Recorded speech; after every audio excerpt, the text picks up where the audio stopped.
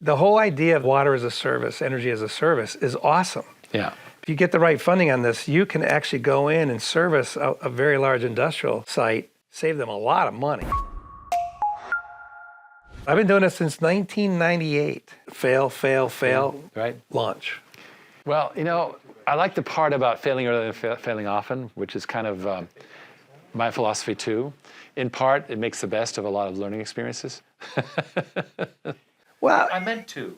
yeah, but also if you don't make some of those mistakes, you don't learn, and if you, as long as you don't die in the mistake, every once in a while you go, this is it. This is it, Martha, I'm coming. This is not Call of Duty. You don't get to reset. No, that's the issue. It's like Gran Turismo in the movie, right? He goes, no, when you die, when you Right. crash in this one, it's a real crash. It's like, wow, that was, it's so cool because you get these kids like, oh, I can do this. Yeah, but you don't count all the times you start over. But, I failed in starting my company this time in 1999. I failed 3 times. I mean, it was like up and crash and burn. And the 4th time, and then you're like, okay, it looks really good. It's getting better. Just please send the check. Just please send us the check this time. Because the failures were starting for a company that goes, we changed our mind. And they're a $1 billion company, so what are you going to do? Right. You're a 2-man startup. You going to sue them? No. So you walk away and you get another one, and then you get another, and then you finally get a guy who goes, I love what you guys are doing. Okay, great. Brought him 150,000 customers. So really, the game is not getting the customers; it's getting It's getting paid. getting the sponsor, the provider. Yeah, once you have that, who's a stable company, and then the problem is, and what other businesses like mine have found out, if you make promises, you have to deliver.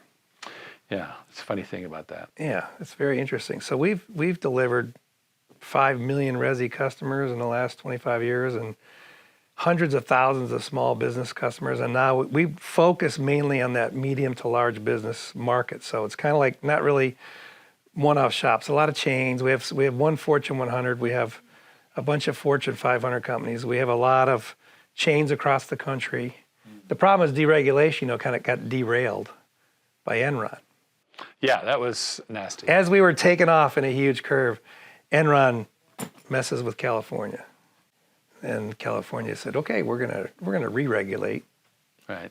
Enron goes bankrupt, and 27 states pull their deregulation laws off the books, and never to put them back on. So there's about 15 deregulated states. We operate in about 8 primary states that have really good deregulation laws, and we've saved customers hundreds of millions of dollars. So it's been a good run. So we're down now to 25 years later. We're dealing with very smart people. My sales guys have to be very well educated. It's not a wham bam thank you ma'am type of sale. It's really a very specific, energetic, and not just like really handling the customer's considerations. And because we do 3, 4, 5-year contracts, so we're doing contracts for energy. And once our client buys the futures for that strip of energy, you can't back out. So the cancellation fees can be $40,000, $50,000 sometimes. Wow. That's the big concern we have. We're building this water as a service project, and the biggest issue is in order for it to work, you've got to get the client to sign off on a 10 to 15-year contract. Right. Fine, if he bails, he bails, but the idea is that they'll stick around because you're putting in a $500,000, $1 million piece of equipment on site. And can you take it out? Yes, Okay, you good. can. And do you have to lease the piece of land that it's sitting on so they can't stop you from taking it out? Part of it is that you retain repossession rights. Okay, good. That's part of the deal. So just to back up a little bit, there's been a decentralization trend for several years now. Yes. As you know from energy, it's happening much more quietly in water. The reason is that the utilities are overwhelmed. Yeah. They can't handle the business. They're underfunded. They're trying to raise water rates, but then that means people stop paying bills. That doesn't work very well. Water and sewage rates are rising faster than inflation of college tuition or health care. Yeah. It's that bad. Our house, I think we've quadrupled. It used to be a bill that you didn't even think about. Right, I know. Right, water and sewer. Come on. No, now we're going, wow. And my wife says, you need to go make more money. Well, but think about it. Your water bill is not that much higher than a poor person's. You're using about the same amount of water, right? So think about the poor person. For them, the percentage of their pay is ridiculous. Oh, I know. So what's going on with that? Well, basically, the utilities are trying to fund themselves because nobody's funding them. They are running negative about one Ukraine war per year, $100 billion. In the United States, there's a $100 billion unmet requirement for water treatment and water infrastructure. They're not getting the funding. The big $1.2 trillion infrastructure bill allocated 1/2000th of it to water. Really? $55 billion. And you think about all those wastewater treatment plants. I mean, they're huge. You drive past, every once in a while you get lucky enough to drive past one, but they're massive. The mistake that was made is that back in the 50s, when everything was being centralized, earlier than that even, they were like, oh, let's send all the dirty water to one place. Yeah. But the problem is you overwhelm that one place. Mm-hmm. It's just like mainframes. I'm old enough, you're very young, but I'm old enough to remember waiting in line for mainframe time. Dude, I went to the Naval Academy in 1979. The building that held the computer, first of all, had one door. No one could go in it. Nice. And we had little cracks that we would slide those little, punch cards through. And you'd wait to find out if you failed or not. So that's 1979. So all right. I know I look younger than I really am. Well, you have the experience of a very old man. And that's a good thing, I think, as long as you got to get the experience without going into apathy, basically. That's the key. But can you imagine being on a submarine where you have computers that are controlling the reactor? So if there's a problem, it shuts the reactor down automatically. Well, each of those little carbon rods that shuts the reactor down had not one computer, but two. Each computer was 6 foot tall, 3 feet deep, 2 feet wide, and had transistor tubes in it. Nice. And it had like 14 motherboards. And there was 2 for each rod, just in case one failed. I love it. So and we had cold air flowing down in the engine room on top of these because it had to be in the engine room. And we literally, I look at it today and I go, my iPhone can run a nuclear submarine. Oh, several trillion instructions per second, yeah. Yeah. It's ridiculous. It's crazy. So, but the thing, even with energy right now, the reason I asked about leasing the property, because when you bring in a 1 gigawatt natural gas generator and you put it on the property of the company, they're bringing them in on like semi-truck trailers, parking it, they build a structure around it, hook up to the system, provide all the power, and if they don't pay, and it's energy as a service, slightly less than the utility, but a fixed price based on natural gas, saves them a lot of money. But if they decide not to pay, or worse, they go out of business, they have to have the right to go in and take those trailer trucks out because, you could have 2 or 3 trailer trucks with 3, gigawatts of power. For big companies, it's really the best solution because now you're not dependent on Duke going down. I mean, we were without power for a whole week a couple of years ago. And so we're right now we're getting solar roof, we're getting, natural gas generator and a battery, backup. But that'll probably be, because I know so many different vendors, we'll probably just own it ourselves.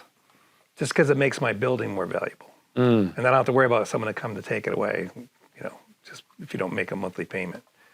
But well, this is really important to know. I mean, we're designing this program, and these are the early days for water as a service. Now, we have competitors, for example, 7 Seas, which is funded by Morgan Stanley Capital Partners. They do islands.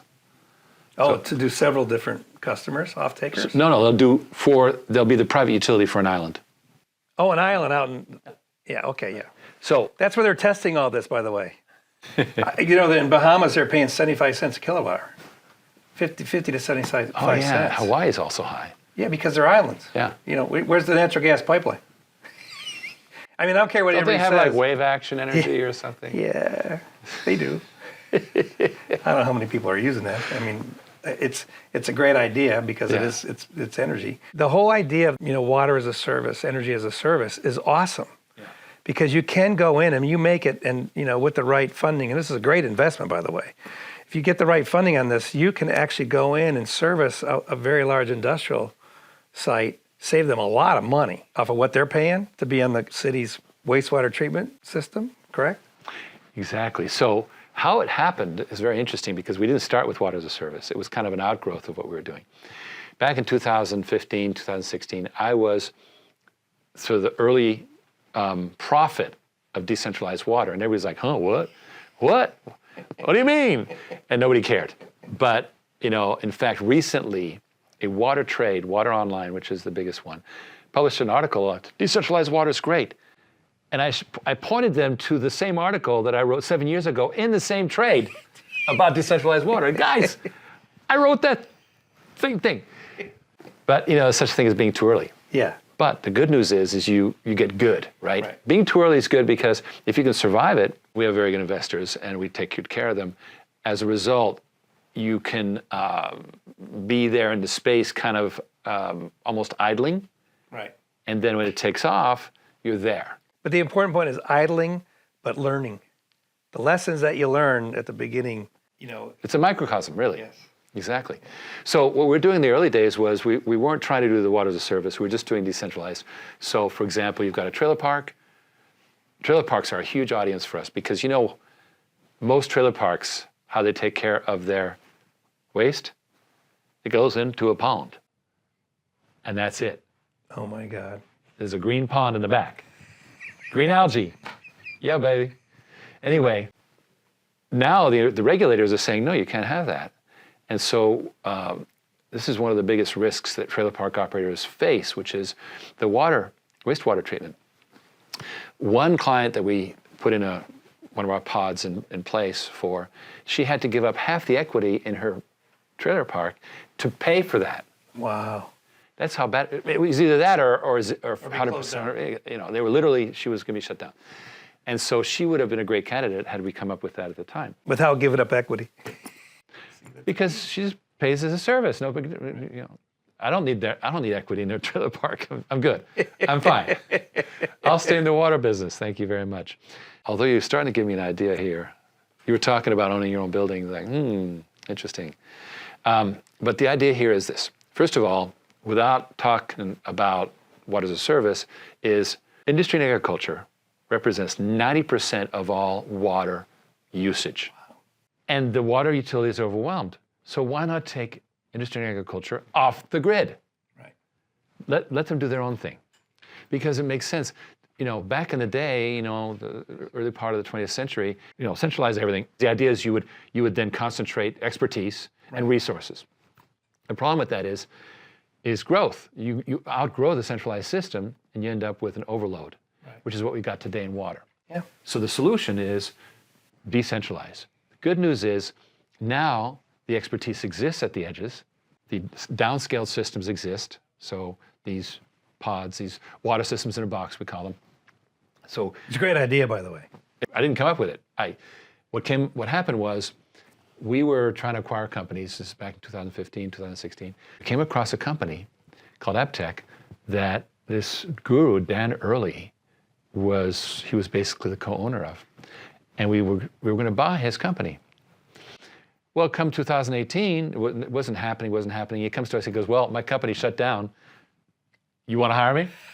I'm like, So you didn't have to buy him. No, it was perfect. So he comes on board. Now, water sales move about as fast as real estate sales, meaning very slowly, right? Like it took forever. So we started him in 2018. We deficit funded him all the way till 2021. We turned profitable, right? So right through the pandemic, and finally 2021 was profitable, and then he started doubling year over year. Boom, boom, boom, boom, boom, right? He's just like that, crazy. Because Dan was smart enough to think about standardized product, right? You want the containerized product, there's only 3 sizes, 5,000, 10,000, or 15,000 gallons per day. Which do you want? Oh, you want 30? Well, you'll get 2 15s. That's right. That's right. Right? That's how it works. Same with energy. Yeah. It's the same thing. And so he's dramatically standardized it. He's basically turning into just flapjacks, just boom, boom, boom, boom, boom, right? And we have another division that does large customized systems like power plants and so forth. That's their specialty. Unfortunately, it's not as scalable. In our forecasts, modular water, Dan Early's company, is going to way outgrow progressive water, Right. because of the dynamics of it. But isn't that the basis of every single successful company, that when you can supply a demand, and then if you can do it at a profit, so you can continue, because people, well, why don't you just do it for free? Well, because no one can afford to give it to you. But if you can do it, if you can scale it at a profit and it's scalable up, because, like every company starts off like this, they're on the bottom wondering if they're going to live. And then they hit this peak where they just go up. Yeah. And at that point, it just becomes management's greatest thing is how do I keep it going until you hit that peak growth where you're just kind of flattened out a little bit. But if you don't have it scalable, and every single one has to be custom engineered. Forget about it. Right, it's time. It's over. Yeah. And the other thing that happens is you have very long sales cycle, like about a 2-year sales cycle. Well, that eats up staff time, it eats up margin big time. So you shorten that as well. Here's where we went with it. First of all, we had built the custom company, great. We actually bought it and it does great. But again, it only has limited upside, but it's a great engineering center for us. Right. Number 2 is modular water, which is growing fast, great. Then along came the pandemic. And this week in 2020, literally the first week of February was when the effect from Wuhan being closed for a month started showing up in the price of crude, Right. which crashed. And Ken Berenger and I were the co-creators of this. We looked at each other and went, oh my gosh, nobody's going to have any capital. We didn't realize it was going to be a giant giveaway of trillions of dollars. That hadn't happened yet. So it's, whoa, it's going to be a huge capital problem, hard money, all that stuff.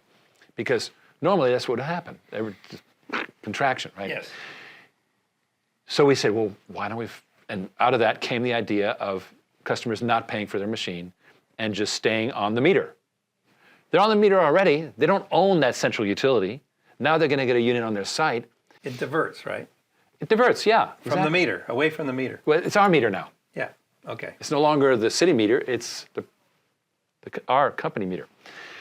And so doing that as a service, and that was an amazing concept, which matured into what we call today water on demand. Right. It operates just like a master limited partnership for oil and gas, meaning that it's a bundle of properties, pump stations and water treatment sites and you name it. It gets funded by investors and they get a royalty. You see, master limited partnerships have a huge tax advantage, which we don't have. Energy got this giant tax credit, right? We don't have that. So what do we do instead? We give giant equity rewards in my public company and also in Water on Demand itself. But then it turned into a big deal because we got that company on the road to the NASDAQ. Right. Now, what's great about that is that we combined Progressive Water, the engineering company, Modular Water, the pod company, and this new concept, Water on Demand, which doesn't have a single deal, but it has capital. Right. We merged them, and that's what we made the target. My mother company, Origin Clear, we held back. Why? It's the incubator. Oh, right. It's the parent. So now Water on Demand is our child, sending our child off to college. That we're paying big bills because it's Harvard, okay? So we're paying the big bills. And we are currently the majority owner of Water on Demand. And even after the merger, we'll be probably the largest single owner, depending what happens. But the good news is now those units have real capital to work with. Right. So we don't know how much it's going to be. It is what it is. But I don't care. Why? It's the NASDAQ, stupid. You can if you make it on the NASDAQ, you can raise money no matter what.